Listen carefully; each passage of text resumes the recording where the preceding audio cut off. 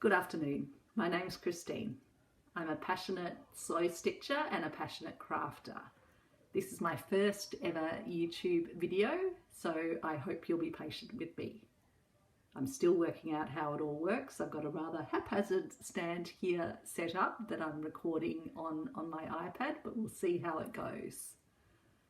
So the purpose of this video is to share one of my panels that I've created as part of the Roxy Journal of Stitchery Volume 2. Volume 2 of the journal is focused on Christmas or winter or a combination of both. Most of my blocks so far have been in the theme of Christmas, but with a fair bit of winter thrown in as well, because that tends to be the imagery that gets captured, even though in Australia our Christmases are often very warm, with the air conditioner often featuring heavily, even though we will still often cook up a roast or a turkey or other foods as well.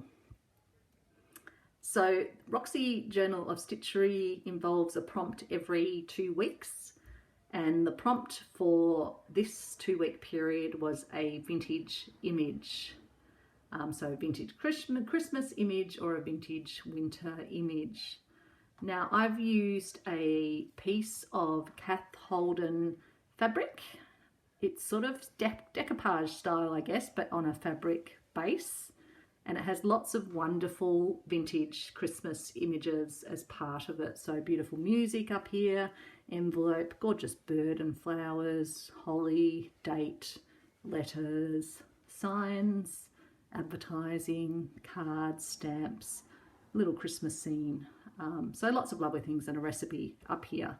There was a little part of the panel that I wasn't so enthused with, so I thought that was a perfect place to paste my own label to make it personal and make it on the theme of what I wanted to create here, which was a little booklet within which I could capture our family Christmas traditions. So I've got the panel of Kath Holden fabric here. I've sewn that onto just a piece of cotton backing. I think I got the cotton backing from the Sewing Lair, which is a great online op shop. During these COVID times, I've been tending to do a bit more online shopping, and it's a great way that I can source fabrics that can be repurposed and also save things from going to landfill, which is really fantastic. I've got 2 pieces of, I think it's Moda Bonheur fabric here, so French styled vintage fabric that I just cut, or actually not cut, put a little cut in and then did the tearing to get the nice little rough edges, which I really like to maintain those on my work, as you can see. And so I just sewed those down along with sewing the rest of this onto the base. And then I've done a range of different stitches across it. So lots of crosses, just normal straight stitch, sort of over stitching and back stitching. I've got beads here up on the Christmas tree. I've used long stitches to create all the individual pine needles. I used a variegated thread for that, so a thread that has different colours in it, and that creates just a beautiful texture. Feels great to touch, but also lovely coloration difference, as you would see on a pine tree when the light catches different places.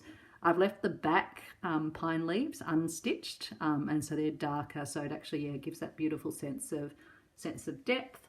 I've stitched around the beautiful little toadstools or mushrooms down here and stitched the little bumps on them in a tan colour. Used some metallics to stitch around some of these lower signs to highlight the letter down here, to stitch around here.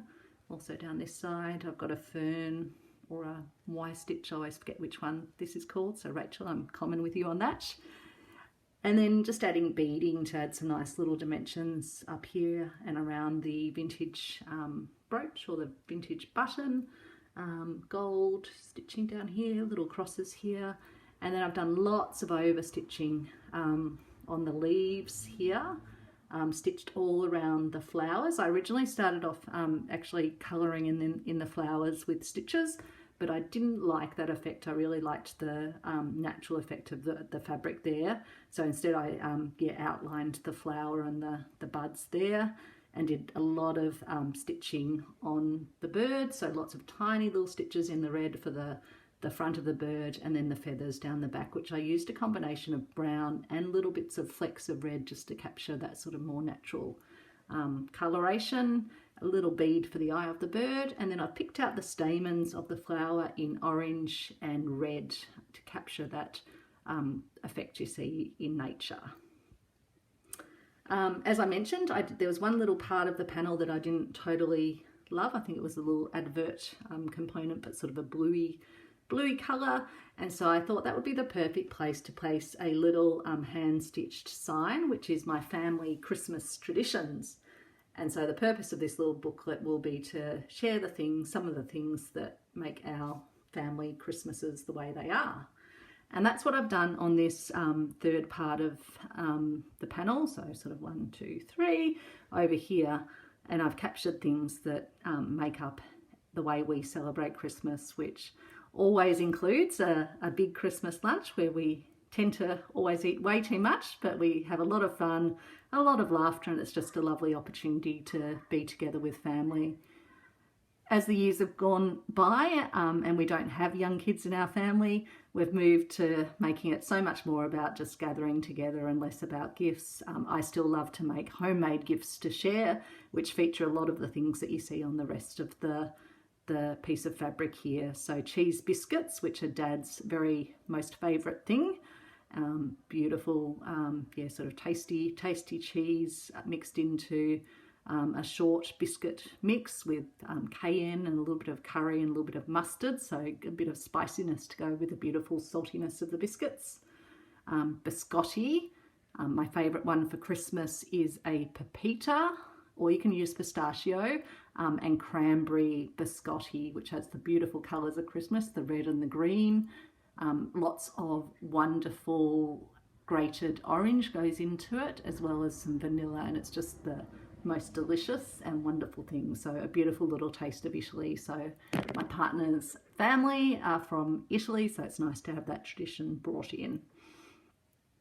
Gingerbread, which was the feature of one of our other prompts for Roxy's Journal of Stitchery, and that's something that's always been part of Christmases for as long as I can remember, and I've shared in the Roxy Journal of Stitchery group that every year the family has made a gingerbread house, and as kids we used to, mum would make it and we'd each get to decorate a gingerbread house, and my brothers carried on that tradition and I continue to make gingerbread people and gingerbread shapes.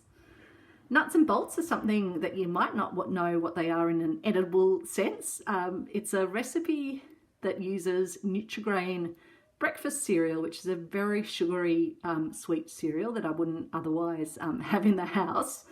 But you mix it up with lots of spices and sultanas and nuts, and you bake it in the oven with the spice blend, and it comes out beautifully crispy, beautifully spicy, salty, but also sweet. So it's that beautiful combination of flavors, and it just works so perfectly, and it's a great little appetizer to have with some drinks. And it's another one of Dad's favourites. I remember he used to always like to buy it at the school fete. There was a lady that would make it, but then as we moved on from school, we didn't have that opportunity, so I eventually worked out how to make it and make that each year at Christmas for Dad. Shortbread is something Mum's always made for as long as I can remember, and I also make a ginger shortbread, so a glacé ginger shortbread with lots of butter, just super, super short. Hopefully the sun's not impacting too much. It's just come streaming through the window, so there might be a bit of shadow being cast on this now with my stand, but I'll continue along. Mini choc plum puddings, another tradition that I've been making since I was very, very small.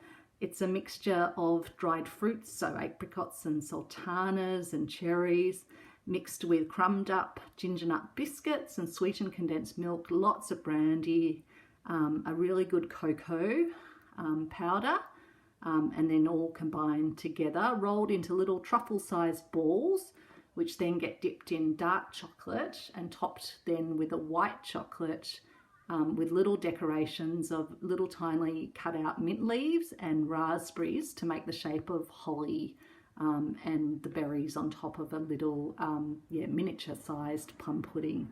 So they look very cute and they're very tasty, and they're usually very, very brandy-y. And finally, brandy features again, and in our family tradition of Dad heating up brandy till it is flaming and then pouring that over the top of Mum's ice cream pudding. So Mum has, again, for as long as I can remember, made I guess a non-traditional Christmas pudding. Nana used to always make the traditional Christmas pudding, but Mum's is an ice cream base with lots of dried fruit in it, brandy, and then again topped with some chocolate and some real cherries and some holly. And so yeah, really beautiful and just a really refreshing way to finish, particularly with Melbourne's or Australia's hot Christmases, which happens very frequently. So the aim with this panel, or the vision that I had for this panel, was to create a booklet that I can place on my base. So I've treated these as 3, I guess, pages for my book. The way that I thought it would be easiest to put it together is to have it all on a single base, which I've done, of the cotton base. And what I'm going to be doing is folding it. So I'll be taking this natural fold that is here, and I've actually put some stitches down there just so that it will naturally fold there, and then folding it over. So we just want to fold it about there. Now I've left some extra here so that I can put that around the back. First I'll fold this over. So I've set the white back from where the fabric is so it won't show out. Excuse the dog hair there. Travis's magic glitter gets everywhere. And so this is what it will look like. So I purposely left that little fringe out there to give the indication that there's something underneath, and then it will open up as a little book like that. Now I'll be putting that on a base that I've started to create. I'll just show you my base for a moment. Let me pick that up. So that's my base. I'll talk a bit more about that when I come back and show you it all together, but basically we're going to go for an effect, something like that. I think I'll work out exactly how it sits, and I'll be putting a little button and a little loop so that the book can stay closed, but then when you want to have a look at it, you can open it up and see the family traditions. So I thought that might be a fun idea. If you haven't created a book before and want to create one, you could definitely do it with more pages as well. So you could just keep basically going with each of the pages and then have them folding over and putting stitches in between. So I think that's enough for now, and thank you so much for watching to the end if you have, and for bearing with me. And I hope you're having a lovely day or night whenever you're watching this, and take care and see you soon. Bye.